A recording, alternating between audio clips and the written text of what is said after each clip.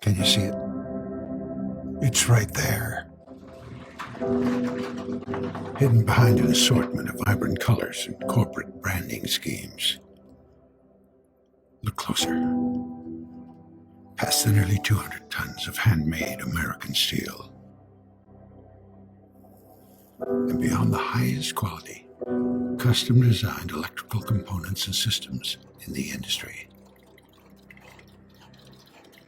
Deeper still, to the very core.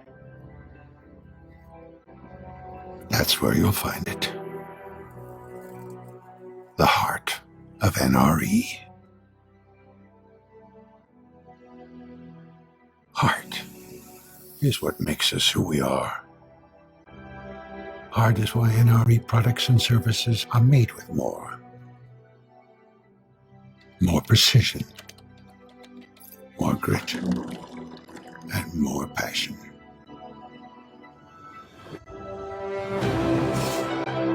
We're the largest independent supplier of locomotives, parts, and components on the planet. Vertically integrated and strategically positioned for multiple domestic and international facilities. Our capacity and efficiency are simply unmatched. Cast in worth ethic and sealed with a calloused handshake.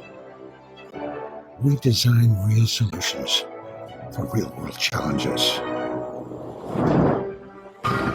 Whether we're leading the charge on clean emission solutions or integrating the latest performance-enhancing technology into virtually any locomotive platform, we quote to delivery and ship from stock to offer the most flexible and comprehensive work scope throughout our global reach. Our customers call it a return on investment. We call it the return of North American pride. Do you see it now?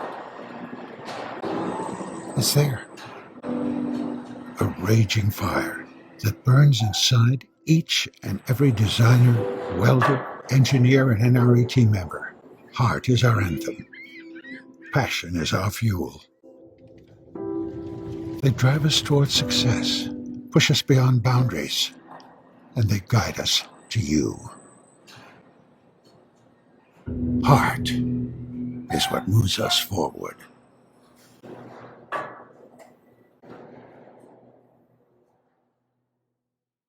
We're here at NRE and talk with Roberta here, and she's going to kind of show you what she does day in, day out at National Railway here in Mount Vernon as far as in our graphic department.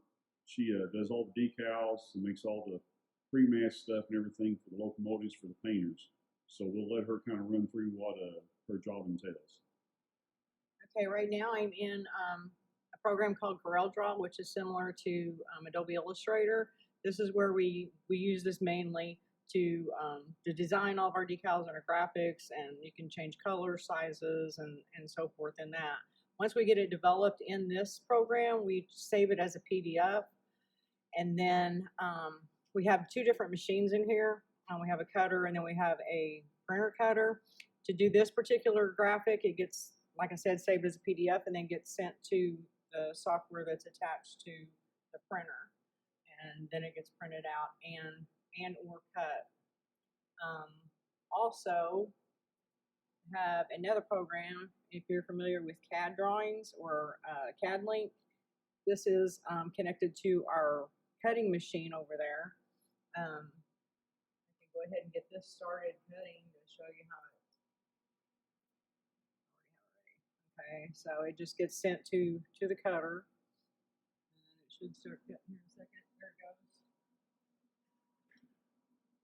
So basically, this has got a fine knife edge on it, right, Roberta? Yes.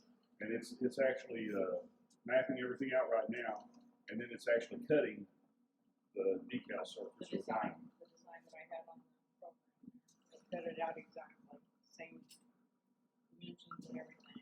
This cutter here goes all the way up to 48 inches. Okay. Now, if you do this is what we kind of call a die cut. Yes. Yeah. Okay. And then you have to go to the table. Over here. here's something that I cut out earlier. This is going to be the road numbers on the side of one of the locomotives. It came out of that same machine there. It's just a different vinyl that was used for this. Okay, and the other is your actual printer where we looked at the screen earlier. This one will actually print and cut. It is a 30-inch media width. This is my favorite machine. It'll do just about anything. And that kind of screens the decal on there. Right. Or the ink. It's actually it's an ink, but you can actually feel it. It's more like a paste than it is an ink. And then when it comes out of there, we have all of these different mask materials, and laminate goes on that. And put this on there and run it through the laminator machine. And it puts like a cover over it to keep weather away from it. And then we can either run it back through that and cut it, or you can cut it by hand on the paper cover over there. Okay. Thank you very much, Bert. I'm here with Aaron, and we're at NRE, National Railway Equipment, Mount Vernon. And Aaron's in our cab crew, and he kind of oversees installing all the components in the cab. And I'll let him go through and kind of explain kind of what he does. We install all the cab ceilings, the floors, pretty much any amenities you see in the cab. The flooring is actually a plywood floor with a laminate covering over the top of it. We cut it, put it down, glue it down. We trim out all the floors around it with all the trim. We use cut-off wheels to cut the trim. All the flooring is, of course, just cut with a jiggered or circular saw. It's nothing special there. We have some specialized trim that goes around some things. The ceiling's the same way. It's a perforated metal. We put insulation behind it, add the perforated to it, and we trim out all the trim all the way around it to cover up all the seams and seal it up well. Then we just put things like the seats are in here. We mount them up in there on the seat rails. The sun visors, the wiper motor systems we put in. Most of the stuff like the other stuff, the welders, they'll install most of the metal objects in here. The bathrooms we go into, we put the toilet in.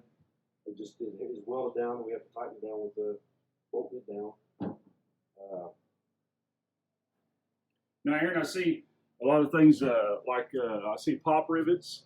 Yes, up here in the ceiling, so you use pop rivet gun. We use a lot of pop rivets. We use stainless steel pop rivets with an air or pneumatic pop rivet gun, because you couldn't pop them with your hands if you wanted to. They're very stiff and tight, and they pull things nice and tight when you suck them up. We install all the windows and glass in these, put the rubber in, seal them up. There, you just cut the rubber with a knife, put the rubber in, and you zip it up, and that's what holds it in. Seals them up nice and tight. So like these windows, I mean, do you use any certain thing to pop that window in that rubber? Or? We have a zip up tool that you stick in there, and then you have to, somebody comes, they get one guy on the inside, and he pushes the rubber out, and you pull the rubber to you, and it'll snap in. And you got a zip up tool. You can see it on the front ones. You can't see it from in here, but you just run around the edge of it, and it locks the rubber together. And that's what seals it up. Okay.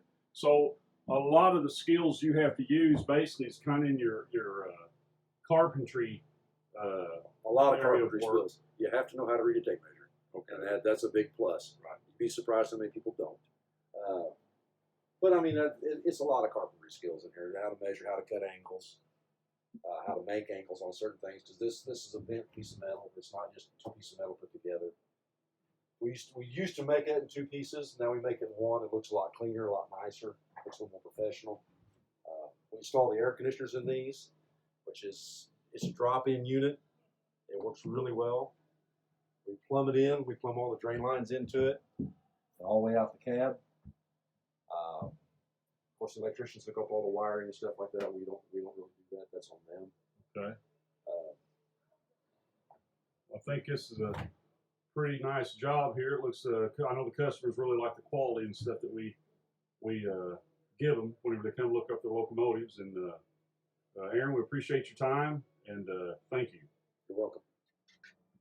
We're here with Connor and Shane at National Railway Equipment, located in Mount Vernon, Illinois, and they're briefly going to tell us what they do on the initial startup of the locomotive and things they test and things they check. So we'll let them start. So after the locomotives are built, we get our hands on them and we get to check the input and output functions of everything.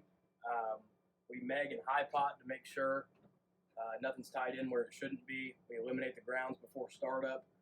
We get to use the Enforce. The Enforce shows us the train lines, whether our inputs are high or low. We'll have faults.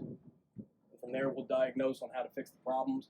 One of the first things we do when we come out is we check the bearing temps, and I'll let Shane explain more on the bearing temps. Okay, so before you start, Shane, so basically you just have a laptop, and you'll have different programs you can also put in there to program what things you need to on the electronic devices in the locomotive. Right. Okay, so after we do that and have all the software loaded, then we'll do an initial startup, and that's when once we do the startup, then Shane, you'll go and check bearing temps. Correct. After initial startup, we check bearing temps. What we're looking for is your main and rod bearing temperatures. It will tell us whether we got tight main caps or tight baskets on our rods. And we use an infrared thermometer. It just shoots a laser and it feeds back what the temperatures are. And we take that data and we can tell with years of experience, we can tell whether we got tight bearings or not, whether we can go on with the rest of our testing. In that testing, we've got several different mechanical gauges, also electrical gauges, all tied in to make sure everything on the electrical side is correct with a mechanical gauge. Out there on the unit, we test for oil pressure, water temperature, oil temperature. We go through and check our fans and make sure all our cooling system works. And in the long run, all we're out here doing is making sure it works properly before it goes out to our customers. So mainly you're doing like quality checks before you do the initial long run, so you know you're not going to damage anything on the engine. Correct. Okay. And along with that, after they do all this, then you'll do a track test where you hook locomotives to each other. Correct. And then you'll check the performance of how it pushes and pulls to each other locomotive. Correct. Okay. Well, thank you, Shane, Connor, for giving us a little brief description of what you guys do out here. We really appreciate it. No problem. Thank you.